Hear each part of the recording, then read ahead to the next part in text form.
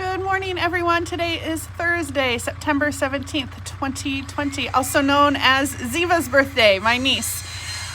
We have a new vista today. This may or may not work. We don't know.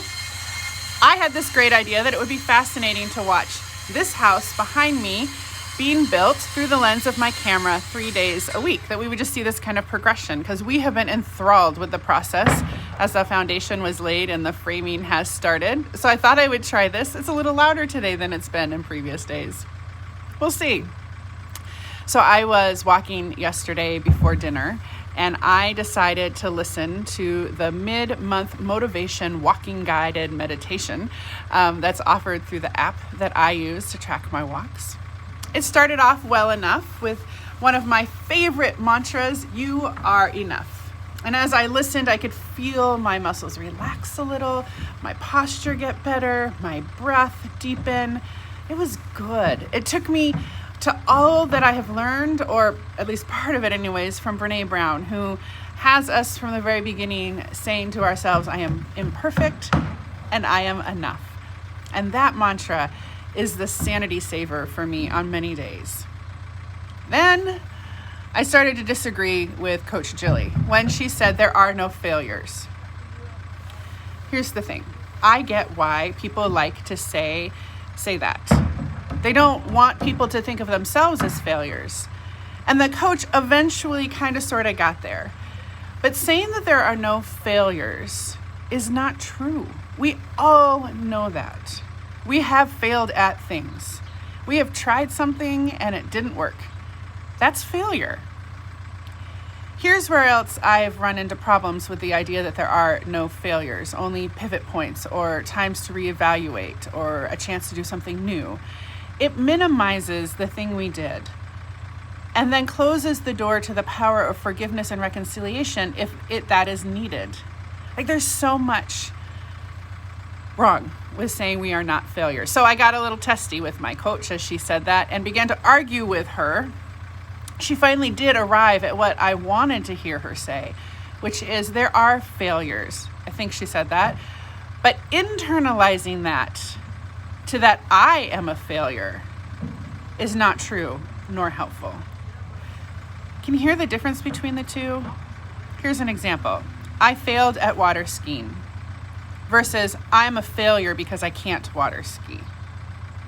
My inability to water ski has nothing to do with my worth as a human being.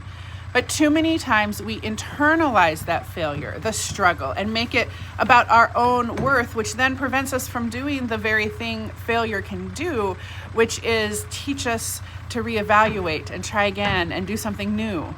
Or just say, yeah, I'm not going to do that again, which is what I did with water skiing. It also makes it hard to ever believe that we are enough, each of us in our own way.